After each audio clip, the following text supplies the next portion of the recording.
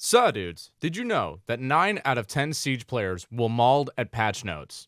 That's a fact I made up. What's not a fact that's made up is that 2 out of 3 men will experience some form of hair loss by the time they reach age 35. Which may or may not be related to playing the game Rainbow Six Siege. Additionally, not all hairlines are created equal. You can either have a Leonardo DiCaprio or a Jason Statham. Keeps gets you in touch with licensed physicians that'll take a look at what's going on up here. If you get prescribed medication, it gets shipped right to your door. So you don't have to do anything. You don't even have to leave the house. Is delivering everything to your house a sign of a dystopian future?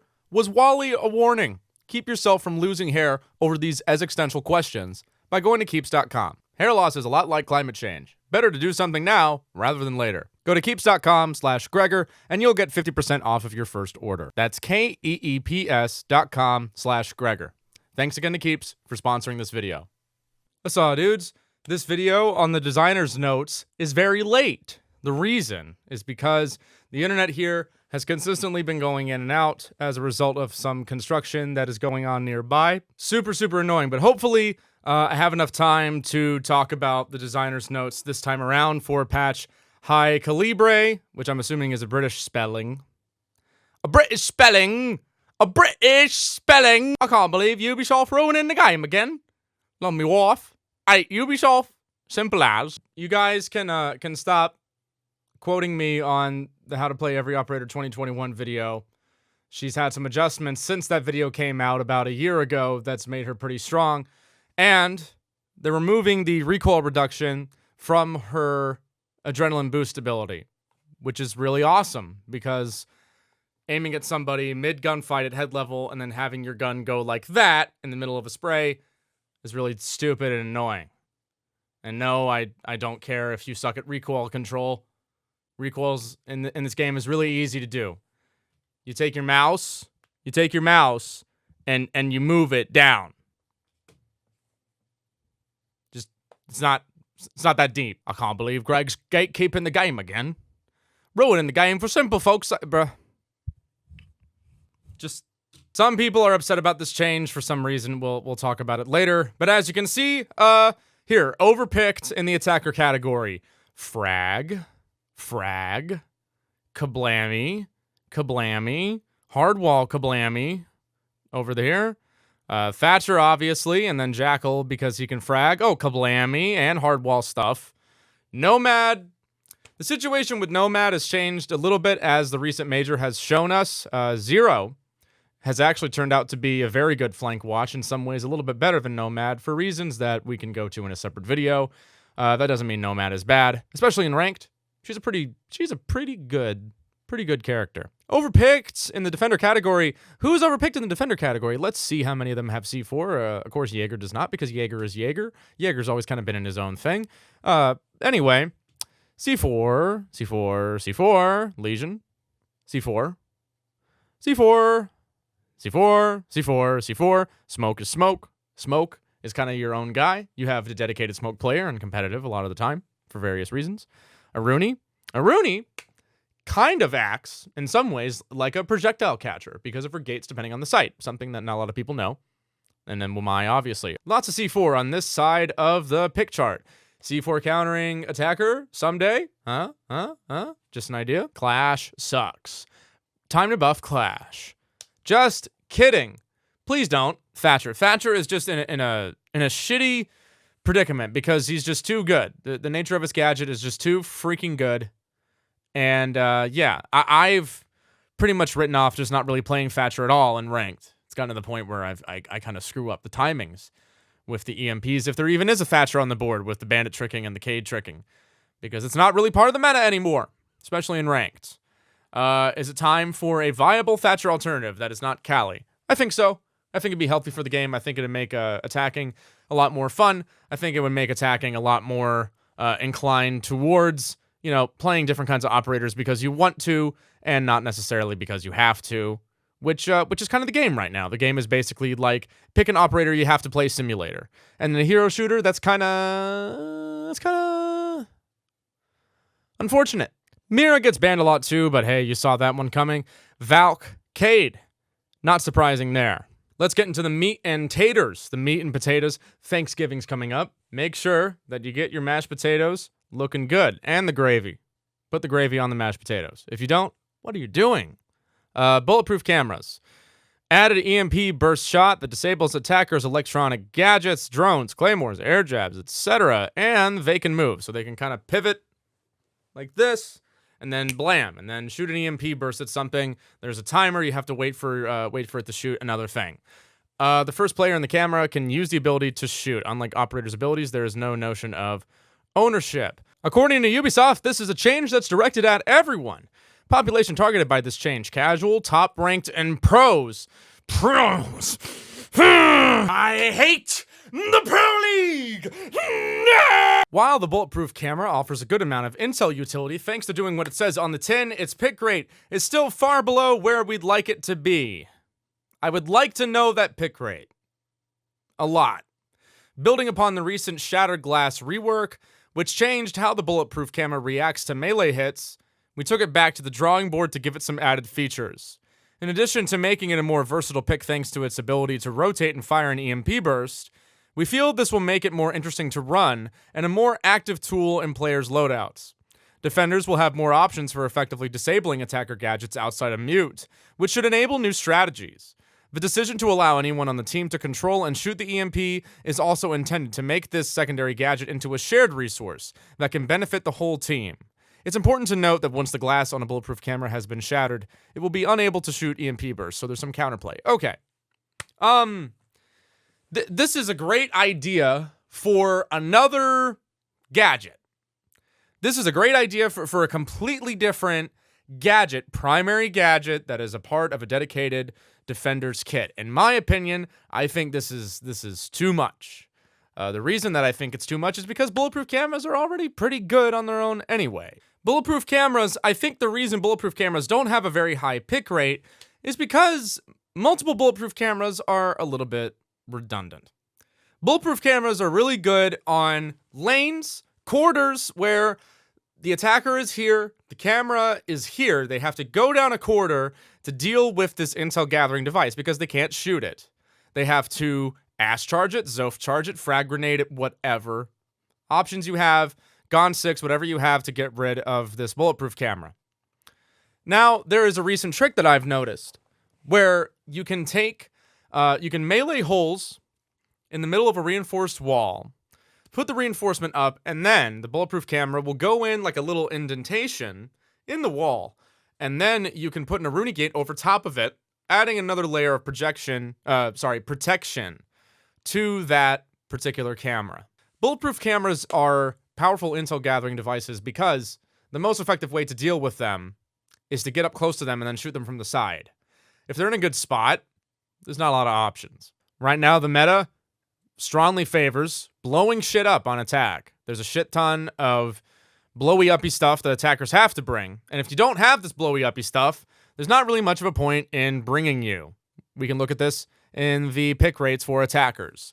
Do you have a thing that can help blow up stuff? Oh, you don't? Well, I don't care. I'm going to go with an option that's really good at blowing stuff up, or as a pocket pick to help out my already set up team, the other 4 picks that are dedicated to blowing stuff up in some way. On defense, you're relegated to blowing stuff up too with C4, especially for plant denial. So now we have another secondary gadget that is really powerful. It's an interesting idea. My question is, why does it need to be a secondary gadget? What was keeping us from making a slightly more powerful version of this, maybe, if that's necessary, for a primary defender's gadget? It seems like we're kind of reinventing the wheel here, and I don't know how this is going to go. I'm curious to see how this plays out in a competitive environment, but I don't know yet. You see that drone counter in the top right corner of your screen that says 10 on it next to the destroyed drone indicator? Well, you've done a pretty good job. You've managed to kill a lot of the attacker's intel gathering devices. Good job. Now, before this was added, in a competitive environment, people would usually count out drones. You'd get a drone and you'd say 1, someone would say 2, 3, and then you'd try to keep a mental note of that. I think this is a pretty decent quality of life change. This is something I think some people would say lowers the skill gap. I don't know if that's really the case. I think just, more information that you can act on is fine. let's be honest, how many people are really going to pay attention to this anyway? Player colors. You may have noticed this in other content creators' videos. Probably not on mine because I changed that shit back to orange real quick. You probably did too. Teams are now referred to in-game as your team and opponents instead of blue team and orange team. Smart idea. Not a lot of people would pick up on this. Default team colors change to blue, your team, and red, opponents. The only thing I have an issue with here. I don't have an issue with the name change, but the color change, a little bit confusing because blue meant one team and orange meant another team. We want to make Siege as comfortable of an experience as possible, so sometimes that means tweaking long-standing aspects of the game. Moving forward, we'll be streamlining how color is used to differentiate each team. Now, instead of players being part of the blue or orange team, players will always see themselves represented by one color, blue with default settings, and their opponents by another, red by default. I changed it back to orange. It's just me. It's a mental note for myself. For a brand new player to Rainbow Six Siege, they're probably not even going to notice this. Finka's Adrenaline Surge! She can activate it while she's down but not out. She can pick herself up from down but not out. It's just like Withstand, except better, and it actually makes sense. Removed recoil boost granted by Adrenaline Surge, increased cooldown to 20 seconds. Reasonable. The gadget got a little bit more powerful. The recoil boost feature is my favorite aspect about this change. Like I said at the beginning, it's really annoying to be mid-spray and then have your gun go down into the opponent's feet in a game with one-shot headshot. That's really, really frustrating. Crosshair placement super important in this game. No, I don't care if you can't control recoil. Get the fuck over it. We've also heard the feedback from our pro scene. Oh no! Feedback from the pro scene in my 5v5 competitive elimination-based tack shooter. Recoil change gone! Withstand! Why didn't Zelf keep Withstand? Val can't throw cameras outside anymore. No! Why? Covering this game is so... it's so frustrating, bro. It's so frustrating. I tried, bro. I had a bad operator concept for something that could be another Valk counter so that we didn't have to get another nerf because the constant nerf, like the nerf carousel that the game has been getting, regardless of whether or not the change is good, and I think the Valk change is good, but it doesn't matter because we've had so many nerfs that it just, it gets compounded on. And now we're here, and now it's, just Valk, she was fine, just bring IQ, just bring IQ. Like, dude, she had a 80% ban rate in PL. That's just PL, it's not me, it's PL, bro.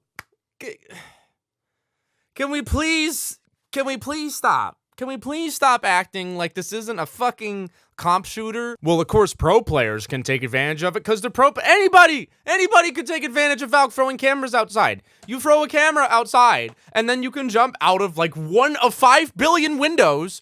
Oh, just drone it out. Yeah. Let me spend 45 seconds droning every freaking window on every floor of the building. And, like one operator just basically just completely dictates the pacing of the attack phase just because she exists. Just because she can throw some shit outside that's hard to find. And it was not a good design choice. It was not balanced. And you weren't MLG Pro because you could jump out of one out of a billion windows and get somebody with free intel on your swing. We've done a lot of nerfs that, in my opinion, weren't 100% necessary. And now, when we try to do a nerf that is necessary, we're not able to reel people in. We're not able to get people on our side and understand where we're coming from because they think that Ubisoft is doing it out of malice and they hate you. They hate you because you can aim. And really, I think it's just a matter of trying to make the game more fair and less bullshitty. But what do I know? Mozzie had their drone time increased outside the building. Cool. Whatever. The 10 seconds, they're trying to be consistent with all of the observation tools so that way there's no confusion. And teammates can move the Maestro camera's position, which is really, originally that was really annoying. If a Maestro died and then the camera was looking at nothing, well, now you can move the camera, which is cool. The big one that a lot of people are going to be upset about, and I think I agree with them for the most part, Angled grip got a nerf. Basically, angled grip, the increase, I'll just read it out loud. The increase to ADS speed provided by the angled grip is now 20% less than it was before, so it's slower. Before we get into the description, we want to acknowledge that we know this isn't going to be a popular change. Yep. Yeah, you're right. We all love the angled grip, but that's part of the problem. It's so effective that it has become an essential attachment in just about every case. This is debatable. We know that by changing this, it will have an effect that's felt throughout the game. So we ask you to please jump on the test server, give it a try, and then come to us with your thoughts. In theory, it's a big change, we know that, but we truly want to understand how you feel with it in practice. This is something we can and do plan to continue tweaking, so we're extremely open to hearing your thoughts as always. With this change, equipped weapons will take slightly more time to transition from hipfire to ADS than they previously did. We still feel that the benefit it brings is strong, but not so strong that it instantly trumps all other attachment options. Our intention with this change is to encourage a greater degree of experimentation with weapon loadouts, reducing the angled grip's pick rate from its current place atop the roster. As mentioned above, this isn't the end of what we have planned for attachment tweaks. We are working on ways to change the game HUD to be better and more clearly display key values of weapons like the ADS time. Once this has been implemented, we then plan to work on balancing those values on a per-weapon basis, not just by weapon classes, to further build out the unique identity of each weapon. So Ubisoft is trying really hard to not piss you off, and you know there's a reason for that, because a lot of people at a high level of play really like the angled grip for the most part, because you know guns in this game for the most part don't really have a lot of recoil. But the thing that I have somewhat of a nuanced stance on the angled grip situation. I think that the reason that the change that changes like this to the movement and the gun handling in this game, when you slow things down, the reason changes like that are not popular is because I think the gunplay has not been adjusted enough to mesh with the slowed down movement. The game still has one-shot headshot and guns that you can make into laser beams by just pulling down with your mouse.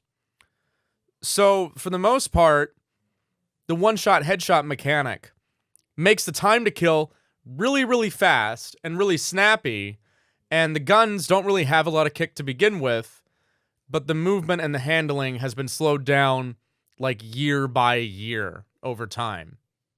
And if you compare gameplay from now compared to like year 1 or year 2, I think the reason a lot more people are reminiscent of that kind of gameplay is because it felt like the snappy movement kind of meshed together with the snappy TTK and one-shot headshot. And right now, we're not really in that case. Right now, we've slowed down the game considerably, but the game still has one-shot headshot. The time to kill is still super fast. So it just feels like awkward. It feels like molasses compared to year 1. And I don't know what the solution is. I mean, I have a couple of theories. I think personally, one-shot headshot needs to be reworked across the board. For starters, I think a lot of problems concerning gun nerfs would be gone if we did that. I also think it might be too late. It legit might be too late, and it might be too baked into the system here to like really fix anything. And that's kind of a bleak, fatalist way to look at it. But I really can't think of anything. Like, if you try to rework one-shot headshot, the reaction you're gonna get from people, I feel like, is gonna be too. It's gonna be too much. That's a really difficult thing to do here, because in game balancing, you don't have to just think about what is the right decision to do. You also have to think about what kind of decision is going to be popular with your player base. And I legit feel like a lot of Siege players just like don't like that other games have recoil, and that's why they play Siege. Like no cap. Siege's gunplay is very popular. When we take movement and we keep slowing it down, patch after patch after patch, I think we need to start considering how long it's going to remain popular. That's just kind of my opinion. I feel like there's a happy middle ground to hit in terms of speed versus what we got out of year 1 and year 2 versus now, but that's just my opinion. What do you guys think of the changes overall? Let me know in the comments down below. See you guys when the patch drops. Deuces.